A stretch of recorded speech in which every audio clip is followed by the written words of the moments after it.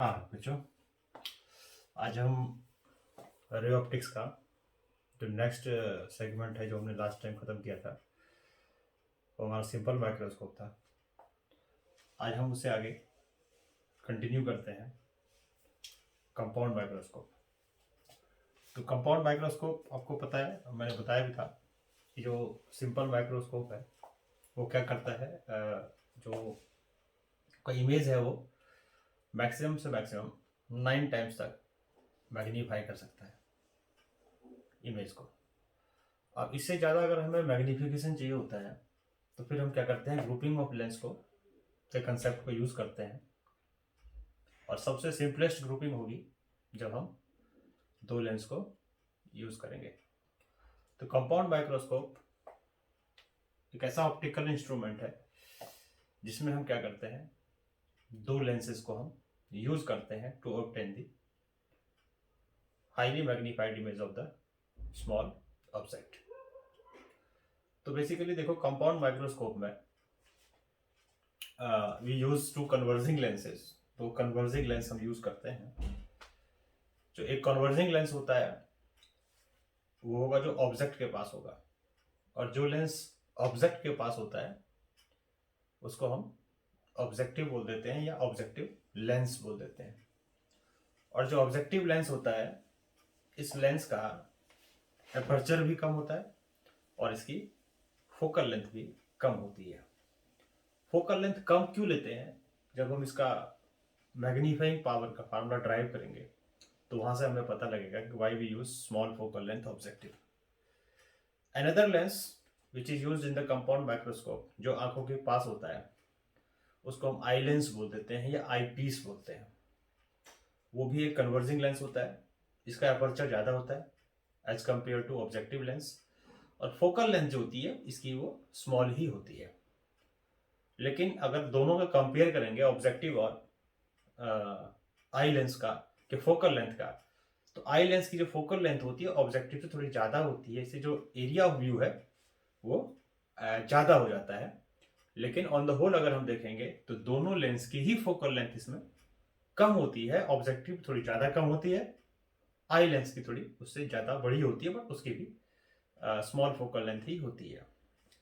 दोनों की मैंने बताया फोकल लेंथ दोनों की कम हम क्यों लेते हैं, जब हम उसका मैग्नीफाइंग पावर का फार्मूला ड्राइव करेंगे तो वहां से पता लगेगा why we use small focal length lenses. अब इसमें बेसिक कंसेप्ट देखो क्या होता है ग्रुपिंग ऑफ लेंस में, कि एक का जो इमेज होगा वो दूसरे का ऑब्जेक्ट की तरह काम करेगा। तो यहाँ पर भी वही चीज है। जो ऑब्जेक्टिव लेंस होता है उसकी जो इमेज होती है वो आई लेंस के लिए ऑब्जेक्ट की तरह काम करता है। तो एक बार जो ऑब्जेक्टिव लेंस होगा वो रियल और मैग्नीफाइड इमेज बनाएगा। जो ऑब्जेक्ट है वो उसको हम इस तरीके से प्लेस करें कि उसका जो इमेज हो वो रियल और मैग्नीफाइड हो। और आपको पता है कि कॉन्वेक्स लेंस या कन्वर्जिंग लेंस रियल और मैग्नीफाइड इमेज कब बनाता है? जब ऑब्जेक्ट फोकस और सेंटर ऑफ कर्वेचर के बीच में होता है। तो हम इस तरीके से ऑब्जेक्ट को प्लेस करेंगे कि जो ऑब्जेक्ट ऑब्जेक्टिव का जो ऑब्जेक्ट है वो उसके फोकस और ऑप्टिकल सेंटर ऑफ कर्वेचर के बीच में आ जाएगा, जिससे जो उसकी इमेज होगी वो रियल और मैग्नीफाइड होगी। That image will act as the object of the eye lens या आई पीस। अब आई पीस को हम इस तरीके से एडजस्ट कर देते हैं, क्योंकि इसमें जो लेंसेज है उनके बीच का डिस्टेंस हम चेंज कर सकते हैं। तो आई लेंस को इसके पोजीशन को हम इस तरीके से वेरी कर देते हैं या एडजस्ट कर देते हैं कि जो ऑब्जेक्टिव का इमेज हो, क्योंकि वो आई लेंस के लिए ऑब्जेक्ट की तरह काम करता है, तो वो उसके फोकस के अंदर आ जाए। और जब वो फोकस के अंदर आ जाएगा तो क्या होगा उसका, वो उसका वर्चुअल और मैग्नीफाइड इमेज बनाएगा। तो दो बार इसमें मैग्निफिकेशन हो गया, एक बार ऑब्जेक्टिव ने कर दिया और एक बार आई लेंस ने कर दिया। ऑब्जेक्टिव ने रियल और मैग्नीफाइड इमेज बनाया जो कि आई लेंस के लिए ऑब्जेक्ट की तरह काम करेगा, और वो उसका फिर दोबारा से उसको मैग्नीफाई करेगा, और उसके लिए वो जो फाइनल इमेज होगी वो वर्चुअल और इरेक्ट होगी with respect to the object of eye lens. लेकिन एक्चुअल में अगर ऑन द होल देखेंगे तो जो मेन ऑब्जेक्ट है उसके लिए जो इमेज होगा वो रियल और मैग्नीफाइड होगा। तो ये बेसिक कंसेप्ट इसमें हम यूज करते हैं कंपाउंड माइक्रोस्कोप में। अब देखो, मैंने आपको बताया था कि जो कंपाउंड माइक्रोस्कोप है या कोई भी लेंसेज है उसमें दो तरीके से इमेज को हम क्रिएट कर सकते हैं। एक में क्या होता है कि जो इमेज है वो हम least distance of distinct vision पे क्रिएट करते हैं। तो जो कंपाउंड माइक्रोस्कोप होगा उसमें भी हम दो तरीके से इमेज बनाएंगे। एक बार हम इमेज कहाँ बनाएंगे, जब फाइनल इमेज को हम least distance of distinct vision पे यानी 25 सेंटीमीटर पे बनाएंगे विद रिस्पेक्ट टू आई। लेकिन मैंने बताया कि सारी लेंसेज हम आई लेंस से इसमें लेंगे because eye is very close to eye lens. और एक बार हम क्या करेंगे, फाइनल इमेज जो है उसको हम इन्फिनिटी पे बनाएंगे। मैं आपको दोनों का रे डायग्राम बना के दिखाता हूं और दोनों का मैग्नीफाइंग पावर का फार्मूला भी हम ड्राइव करेंगे। तो इसमें पहले हम क्या करते हैं, कंपाउंड माइक्रोस्कोप जो फाइनल इमेज कहां बनाएगा, list distance of distinct vision पे बनाएगा। तो उसके लिए क्या बताया मैंने, बेसिक कंसेप्ट, जो ऑब्जेक्टिव है उसका जो इमेज होगा वो रियल और मैग्नीफाइड होगा, which will act as the object of the eye lens. और आई लेंस की पोजीशन को इस तरीके से एडजस्ट करेंगे कि आई लेंस का जो ऑब्जेक्ट है वो उसके फोकस के अंदर आ जाएगा और वो फिर उसका वर्चुअल और मैग्नीफाइड इमेज बनाएगा। और वो हमें क्लियर कब दिखाई देगा, जब आई लेंस से या आंखों से जो मिनिमम डिस्टेंस होगा वो 25 सेंटीमीटर होगा। तो जो फाइनल इमेज होगी वो वर्चुअल होगी, इरेक्ट होगी और 25 सेंटीमीटर दूर होगी, यानी कि list distance of distinct vision पे होगी। तो यहाँ पर मैं इसका आपको रे डायग्राम बना के दिखाता हूँ पहले, किस तरीके से रे डायग्राम इसमें होता है। और जिस तरीके से मैं आपको रे डायग्राम बनाना बता रहा हूँ, सिखा रहा हूँ, उसी तरीके से आपको एग्जाम में करना है। इससे क्या होगी कि आपकी जो लाइंस है, रेज होंगी, वो बिल्कुल सीधी बनेगी, नहीं तो जैसे पतंग की डोर होती है ना, तिरछी ऐसी कर्व शेप की, ऐसी बन जाएगी। तो जिस तरीके से मैं आपको बता रहा हूं उसी तरीके से आपको रे डायग्राम बनाओगे तो एक ही बार में बन जाएगा, आपको बार बार उसको ज्यादा प्रैक्टिस की जरूरत नहीं पड़ेगी। तो देखो, जो बेसिक कंसेप्ट मैंने आपको बताया वही मैं लेता हूं। सबसे पहले क्या कर रहा हूं, देखो मैं यहाँ पर ये मैंने क्या ले लिया, ऑब्जेक्टिव, ये मैंने ऑब्जेक्टिव ले लिया और ये हो गया इसका प्रिंसिपल एक्सिस। अब इसमें देखो मैंने आई लेंस को बनाया ही नहीं है, आई लेंस मैंने बनाया ही नहीं है, पहले मैं ऑब्जेक्टिव का ही सारा चीज कर दूंगा। अब इसमें मैंने क्या करा, देखो ऑब्जेक्टिव को मैंने यहां रख दिया, ऑब्जेक्ट को मैंने यहां रख दिया, let the object is A B, मान लिया ऑब्जेक्ट ए बी है। अब ये क्या करेगा इसका, अब इसकी पोजीशन क्या कैसे करा इसका मैंने बताया था आपको, जैसे इसका ये ऑप्टिकल सेंटर हो गया, इसका कहीं इधर ऑब्जेक्टिव का सेंटर ऑफ कर्वेचर होगा, इसकी कहीं फोकल लेंथ होगी, फोकस होगी इसकी। तो ऑब्जेक्ट को इसके फोकस और सेंटर ऑफ कर्वेचर के बीच में डाल दिया, तो ये क्या करेगा इसका, इस तरह से रियल और मैग्नीफाइड इमेज बनाएगा। तो देखो ये मैं उसका रियल और मैग्नीफाइड इमेज बना रहा हूं, तो ये इसने ऐसे मुझे यहां से इसको मैंने ऐसे क्रॉस कर दिया इसको। तो जहां पर ये क्रॉस करेगा वहीं पर इसके क्या बन जाएगी, रियल और मैग्नीफाइड इमेज बन जाएगी। ये ए डैश बी डैश मान लेता हूं उसको, और ये आपका इसका ऑब्जेक्टिव का, ये ऑब्जेक्टिव लेंस है, ऑब्जेक्टिव लेंस है। इसके लिए क्या बनाया इसमें, रियल और मैग्नीफाइड इमेज बना दिया। अब मैं क्या करूंगा इसमें, मैंने क्या करा, अब देखो यहां पर मैं बनाता हूं आई लेंस, ये मैंने आई लेंस बनाया, देखो ये आई लेंस ले लिया। कैसा होता है, small focal length large aperture. अब इसको आगे एक्सटेंड कर देते हैं, देखो ये आगे मैंने इसको एक्सटेंड कर दिया। अब इसका क्या होगा, जो इसकी जो ऑब्जेक्ट होगा, ये जो ए डैश बी डैश है, ये ऑब्जेक्टिव के लिए ऑब्जेक्ट का काम करेगा, है ना। ये मैंने आपको बताया था, ये इसके लिए ऑब्जेक्ट का काम करेगा। तो ये जो हो गया, ये इसका ऑब्जेक्ट हो गया, ये इसका ऑब्जेक्ट हो गया। अब क्या करेंगे, ये इसकी कैसी इमेज बनाएगा, इसको हम इस तरीके से एडजस्ट कर देते हैं कि ये जो ऑब्जेक्ट है इसका, ऑब्जेक्टिव का, सॉरी आई लेंस का, ये इसके फोकस के अंदर आ जाए। तो मान लेते हैं इसका फोकस यहां आ गया, सपोज करो ये हो गया focal length of eye lens, तो ये आई लेंस हो गया, this is the eye lens, ये इसकी फोकल लेंथ हो गई। अब ये क्या करेगा इसका, जब ऑब्जेक्ट फोकस के अंदर आएगा तो कैसी इमेज बनती है, रियल और वर्चुअल और मैग्नीफाइड इमेज बनती है। तो ये इसकी वर्चुअल और मैग्नीफाइड इमेज बनाएगा। अब आपको पता है कि वर्चुअल और मैग्नीफाइड इमेज क्या होगी, जैसे जिस साइड ये होगा, नीचे की साइड ऑब्जेक्ट, तो इमेज भी इसका नीचे की साइड बनेगा।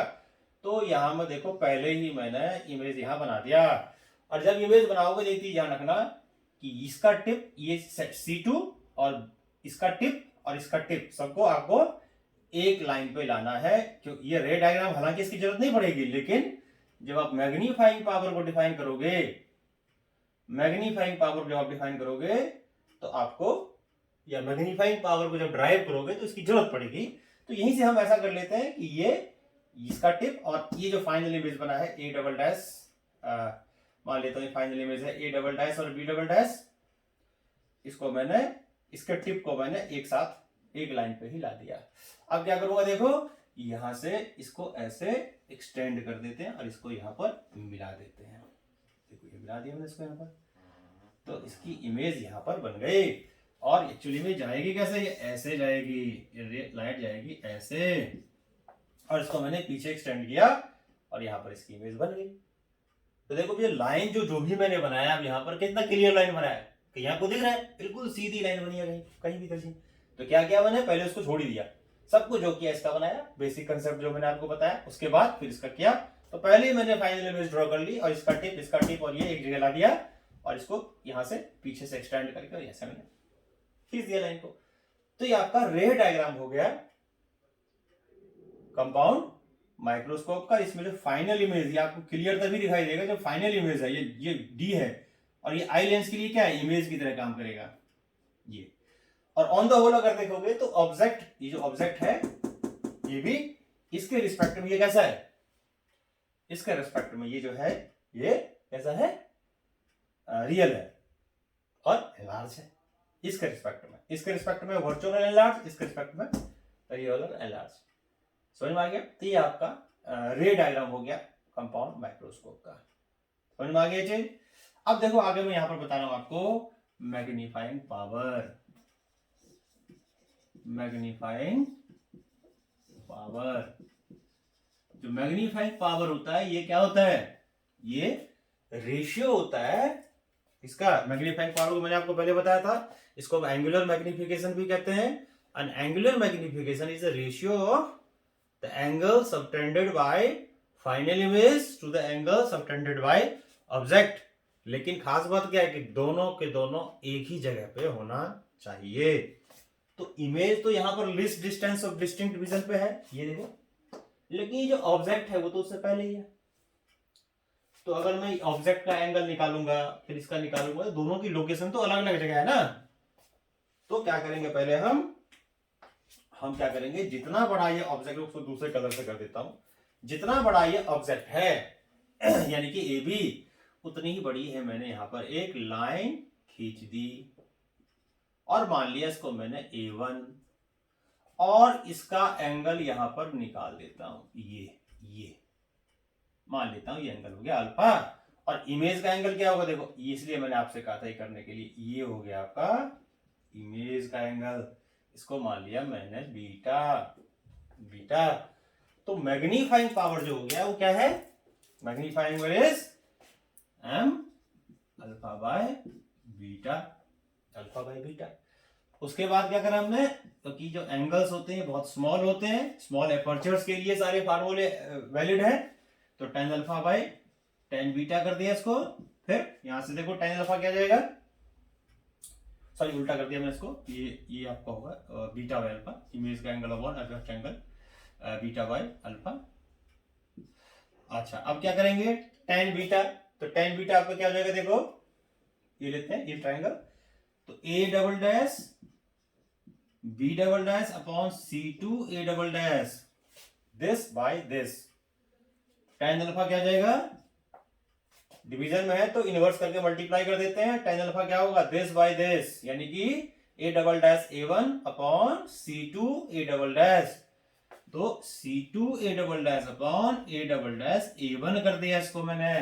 अब ये हो गया कैंसल और a डबल डैश a1 जो है ये तो ab के इक्वल है, तो इसका मतलब ये a double dash b double dash upon ab हो गया। अब इसमें क्या करते हैं, a डैश b डैश से मल्टीप्लाई करते हैं और a डैश b डैश से डिवाइड करते हैं और इनकी पोजीशन को इंटरचेंज कर देते हैं। तो a double dash b double dash upon a dash b dash into a dash b dash upon ab आ गया। अब देखो क्या चीज है ये, a double dash b double dash objective के लिए इमेज है और a dash b dash objective के लिए सॉरी आई लेंस के लिए a double dash b double dash eye lens के लिए इमेज है। और ए डैश बी डैश उसके लिए ऑब्जेक्ट है आई लेंस के लिए। इसी तरीके से ए डैश बी डैश ऑब्जेक्टिव का इमेज है और ए बी जो है उसका वो ऑब्जेक्ट है। तो इसका मतलब ये हो गया, तो ये हो गया मैग्निफिकेशन ऑफ आई लेंस, ये हो गया मैग्निफिकेशन ऑफ ऑब्जेक्टिव। तो इसको हम लिख सकते हैं यहां पर magnification of eye lens into magnification of objective.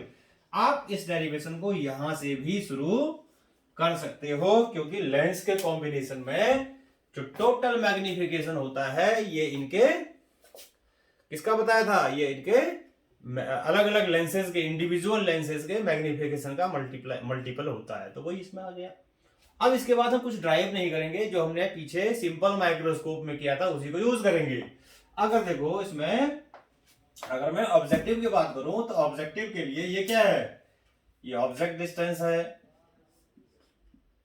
Object distance है यू नॉट मान लिया, o naught for objective, o for objective, ये हो गया वी नॉट, ये वी नॉट हो गया।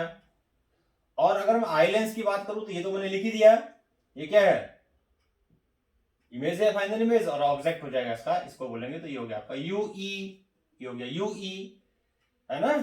अब आप इसमें एक चीज देखो, अगर मैं लिखूं तो एम नॉट की वैल्यू क्या आएगी, एम नॉट जो होगा आपका वो होगा ये, क्योंकि एम नॉट क्या है, मैग्निफिकेशन ऑफ ऑब्जेक्टिव, तो एम नॉट हो जाएगा V naught upon U naught. Equation first ले लेते हैं इसको, और एम ई जो होगा ये क्या होगा, 1 प्लस डी बाई एफ ई। अब ये कहोगे कहां से आ गया सर, तो ये हमारा जब मैंने लास्ट लेक्चर में आपको सिंपल माइक्रोस्कोप पे बताया था कि जो फाइनल इमेज होती है वो least distance of distinct vision पे बनती है, तो ये हमने ड्राइव किया था मैग्नीफाइंग पावर, ये वही चीज है ना, वही चीज लिख दिया मैंने, बट डी एफ की जगह एफ ही कर दिया। वहां पर क्या था 1 plus D Y F E, F है, वहां था 1 प्लस डी वाई एफ, यहां पर कर दिया 1 plus D Y F E for eye lens, और क्या करा है। तो इसमें अगर देखोगे तो ये जो चीज है और जो आई लेंस है वो सिंपल माइक्रोस्कोप ही तो है, ये ऑब्जेक्ट है, ये इसका इमेज है, और इमेज का है least distance of distinct vision पे है। तो इसकी वैल्यू हम यहां प्लेस कर देंगे, तो हमारा मैग्निफिकेशन आ जाएगा, टोटल मैग्निफिकेशन आ जाएगा कितना इसमें, अच्छा ये चीज माइनस में लोगे क्योंकि इधर है, तो ये हो जाएगा आपका V naught by U naught minus में, और 1 plus D Y F E, ये आ गया आपका total magnification of compound microscope. अब इसमें अगर ध्यान से एक चीज और देखो कि लेंसेज के बीच का डिस्टेंस क्या है यहां पर, what is the distance between the lenses, ये मान लो एल से डिनोट कर दिया मैंने इसको, डिस्टेंस बिटवीन द लेंसेज। तो एल यहां पर क्या है, एल है हमारा यहां पर दिस प्लस दिस, यानी कि V naught plus U E. कभी कभी इसको हम लेंथ ऑफ ट्यूब भी कहते हैं, लेंथ ऑफ ट्यूब भी कहते हैं। तो कंपाउंड माइक्रोस्कोप में जो डिस्टेंस होती है लेंसेज के बीच में, नॉर्मल एडजस्टमेंट में, सॉरी नॉर्मली जो final image least distance of distinct vision पे बनाते हैं, तो distance between the lenses is V naught plus U E. समझ में आ गया ये चीज, मैग्नीफाइंग पावर हो गया और डिस्टेंस बिटवीन द लेंसेज हो गया। याद रखना है, न्यूमेरिकल्स में काम आएगा, बहुत इंपॉर्टेंट न्यूमेरिकल्स भी है इसके ऊपर, तो अच्छे से आपको ये याद रखना है, फार्मूला भी याद करना है, रे डायग्राम भी करना है। अब इसमें देखो एक चीज और आपको बताता हूं कि अगर सपोज करो क्या किया,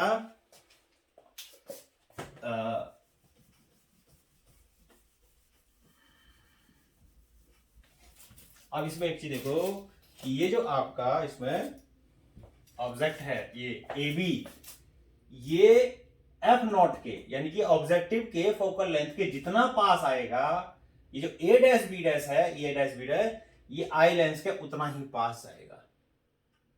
तो अगर मैं एक कंडीशन ले लूं कि ये जो यू नॉट है वो लगभग इक्वल हो जाए एफ नॉट के, यानी कि इसकी फोकल लेंथ के, ये एफ नॉट के एग्जैक्ट इक्वल नहीं करना, अगर फोकस पे रख दोगे तो फिर तो इमेज इन्फिनिटी पे बन जाएगी।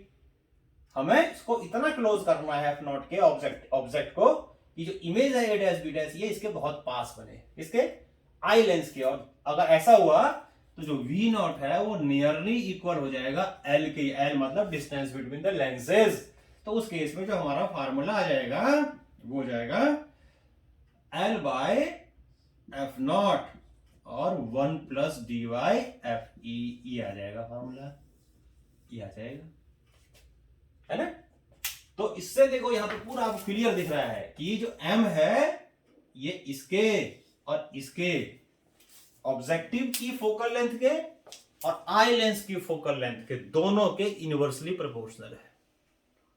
तो इसका मतलब हम जितना स्मॉल फोकल लेंथ वाले लेंसेज यूज करेंगे as an objective and eye piece, तो उतना ही ज्यादा मैग्निफिकेशन आएगा, ये चीज ध्यान रखना है।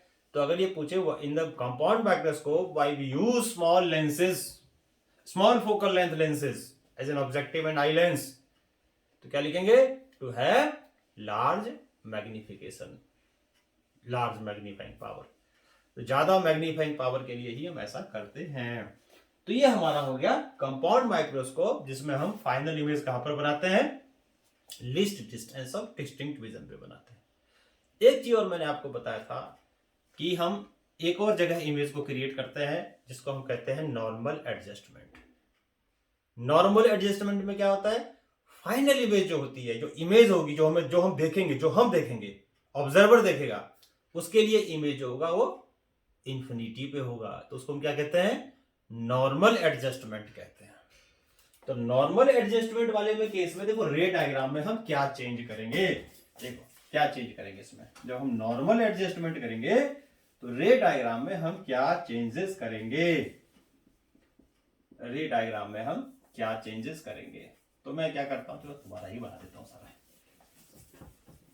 तो हम इसमें क्या चेंजेस करेंगे वो आपको बता रहा हूं, और फिर आपको मैग्निफिकेशन भी इसका मैं मैग्नीफाइंग पावर भी आपको लिख के दिखाऊंगा। जैसे इसका बताया वैसे उसका करेंगे। वैसे दोनों में ज्यादा डिफरेंस नहीं है, रे डायग्राम लगभग एक जैसा ही है। अब इसमें देखो बेसिक कंसेप्ट ये है कि हमें जो फाइनल इमेज बनानी है वो कहाँ बनानी है, वो इन्फिनिटी बनानी है। और फाइनल इमेज इन्फिनिटी कब बनता है, जब ऑब्जेक्ट फोकस पे होता है।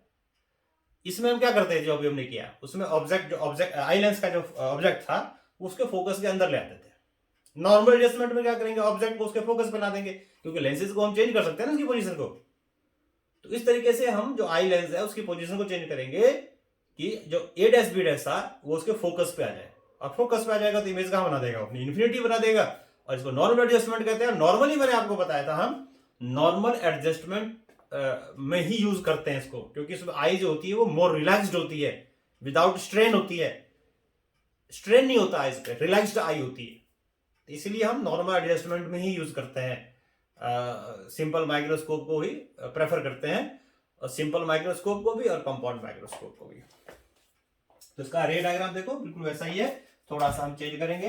ये क्या लिया हमने, देखो वही जैसे पहले क्या था, ये मैंने ऑब्जेक्टिव ले लिया, ये प्रिंसिपल एक्सिस हो गया, ये बना दिया ऑब्जेक्ट। ये इसका वही होगा, इसका कुछ नहीं है, इसका वही सेम चीज है। इसका ये होगा फोकस ऑब्जेक्टिव का, और इधर होगा इसका सेंटर ऑफ कर्वेचर, ये हो गया आपका ऑप्टिकल सेंटर। अब इसमें क्या किया, वही जैसे जैसे बिल्कुल डिट्टो सेम, ये एक रे हमने ऐसे निकाल दी, कहां से पास करेगी, ये हो गया इसका, ये बन गया इसका। देखो अब इसमें क्या करेंगे हम, क्या बना देंगे हम, आई लेंस। देखो मैंने बना दिया आई लेंस। ये अब आई लेंस को इस तरह से बना दिया मैंने यहां पर। अब इसका ऑब्जेक्ट हो गया, ये इसका ये ऑब्जेक्ट हो गया, इमेज हो गया, सॉरी किसका, ए बी ऑब्जेक्टिव का, ये ओ लिख दिया मैंने, और ए डैश बी डैश इसका हो गया इमेज। अब इस वाले एडजस्टमेंट में, नॉर्मल एडजस्टमेंट में क्या करते हैं, जो आई लेंस है इसका जो ऑब्जेक्ट है which is A dash B dash, वो उसके फोकस पे ला देंगे, इसको एडजस्ट करके, इसकी पोजीशन को चेंज करके। तो इसकी पोजीशन हम इस तरीके से चेंज कर देते हैं कि ये चीज जो है, ये चीज ए डैश बी डैश, ये इसका C2 है, इसका फोकस हो जाए, यानी कि आई लेंस का फोकस बन जाए। फोकस को ये FE हो गया ऐसे बोलते हो। अगर जब ऐसा हुआ तो फाइनल इमेज कहां बना देगा, अब ये अपनी फाइनल इमेज कहां बनाएगा, इंफिनिटी पे बनाएगा। ये लाइट जो जाएगी वो इस तरीके से यहां से चली जाएगी, और ये अपनी इमेज कहां बनाएगा, इंफिनिटी पे बना देगा। ये अपनी फाइनल इमेज को कहां बनाएगा, इस तरह से इंफिनिटी पे बना देगा। ये हो गया इसका इंफिनिटी पे, समझ में आ गया। ये आपका इसका रे डायग्राम हो गया। और मैग्नीफाइंग पावर को करोगे इसमें तो इमेज वही लोगे, लीस्ट लिखो, और इसका इमेज का एंगल सेम चीज होती है, इमेज का एंगल अपॉन ऑब्जेक्ट का एंगल, और मैग्निफिकेशन जो आएगा इसका वो क्या आएगा, वही मैं डायरेक्ट स्टार्ट कर देता हूं, M naught into M E से। अब यहां पर जो एम नॉट होगा वो तो वही होगा, वही सेम चीज देखो, यू नॉट, और ये हो गया आपका वी नॉट, सेम होगा। तो एम नॉट हो गया वही V naught by minus U naught, U naught, और एम ई इसमें हो जाएगा डी वाई एफ ई, ये हो जाएगा देखो, क्योंकि मैंने आपको बताया था इसमें चलो आगे उसको आगे लिख देते हैं। एम नॉट हो गया हमारा V naught by U naught, और एम ई हो गया D Y F E, D Y F E. जो कंपाउंड सिंपल माइक्रोस्कोप में हमें क्या था कि जो नॉर्मल एडजस्टमेंट होती है उसमें फाइनल इमेज इन्फिनिटी पे बनता है, तो उस पर मैग्निफिकेशन डी वाई एफ होता है। तो वही कर दिया, डी वाई एफ ई कर दिया, तो टोटल मैग्निफिकेशन जो हो गया आपका वो कितना हो गया, we naught by U naught और डी वाई एफ ई, ये हो गया आपका मैग्नीफाइंग पावर। समझ में आ गया। इसमें अगर एक वही सेम चीज करेंगे कि अगर मैं यू नॉट को नियरली ले लूं एफ नॉट, तो वी नॉट हो जाएगा नियरली इक्वल हो जाएगा एल के, यानी distance between the lenses, length of tube, and in that case M will be कितना, एल बाय एफ नॉट और डी बाई एफ ई। यहां से भी देखो इनवर्सली प्रोपोर्शनल है ना दोनों, तो इसलिए दोनों की फोकल लेंथ में कम रखी जाती है। अच्छा, इस वाले फार्मूले से, ये जो मेन फार्मूला था, इसमें अगर लेंथ ऑफ ट्यूब निकालोगे तो क्या आएगा, देखो यहाँ पर ये क्या था, ये वी नॉट था ना, ये पूरा एल होता है यहां से यहां तक, तो क्या आ जाएगा यहाँ पर जो एल होगा वो होगा हमारा V naught plus F E, यानी कि distance between the lenses also called length of tube, और ये हो गया मैग्निफिकेशन, और ये इस केस में आ गया लेंथ ऑफ ट्यूब एल ही है, इसमें वी नॉट जो है लगभग एल के इक्वल हो गया, और तब ये पर्टिकुलर केस है, नॉर्मल फार्मूला आपका ये है, ये पर्टिकुलर केस अगर ऐसा हो तो ऐसा हो जाएगा। तो इस तरीके से हमने ये कंपाउंड माइक्रोस्कोप देखा, इसमें दो जगह इमेज हम बना सकते हैं, मैंने बताया आपको, इंक्रीज डिस्टेंस पे, और दूसरी चीज इंफिनिटी पे फाइनल इमेज बना सकते हैं, और वो उसको क्या कहते हैं, नॉर्मल एडजस्टमेंट कहते हैं। और प्रेफर अगर तो हमारे पास चॉइस हो तो हम किसको यूज करेंगे, किस मोड में यूज करेंगे टेलीस्कोप को, कंपाउंड माइक्रोस्कोप को, नॉर्मल एडजस्टमेंट में, जिसको आइज होती है वो रिलैक्स्ड होती है, क्योंकि इमेज थोड़ी दूर बनती है, 25 जैसे पास होता जाएगा स्ट्रेन हमारे आंखों बढ़ता जाएगा, तो ये चीज ध्यान रखेंगे। तो ये हमारा हो गया कंपाउंड माइक्रोस्कोप। उम्मीद करता हूं आपको ये समझ में आया होगा कि कंपाउंड माइक्रोस्कोप का रे डायग्राम, मैग्निफिकेशन, दो एडजस्टमेंट थे। उम्मीद करता हूं आपको सारा समझ में आ गया होगा अच्छे से। इसके न्यूमेरिकल्स होंगे कंपाउंड माइक्रोस्कोप को, उसको हम सेपरेटली करेंगे, अलग से हम इसकी क्लास वीडियो बना करके डालेंगे, अपलोड करेंगे, देखेंगे, अलग से पढ़ेंगे उसको हम। अभी मैंने आपको सिर्फ क्या बताया, रे डायग्राम और मैग्निफिकेशन, यही सब चीजें मैं आपको दोबारा से अगले लेक्चर में बताऊंगा एस्ट्रोनॉमिकल टेलीस्कोप के लिए। एस्ट्रोनॉमिकल टेलीस्कोप नाम से ही पता लग रहा है, जिसमें हम क्या करेंगे, एस्ट्रोनॉमिकल ऑब्जेक्ट को हम देखेंगे। तो इस चीज को हम डिस्कस करेंगे नेक्स्ट वीडियो में। तो आज के लिए हम इतना ही रखते हैं। उम्मीद करता हूं आपको ये वीडियो अच्छा लगा होगा, समझ में आया होगा, कंसेप्ट पूरा क्लियर हुआ होगा, रे डायग्राम कैसे बनाना है वो भी समझ में आया होगा। अगर समझ में आया हो तो क्या करना है, जैसे कि हमेशा बताता हूं, लाइक करना है, सब्सक्राइब करना है और शेयर करना है।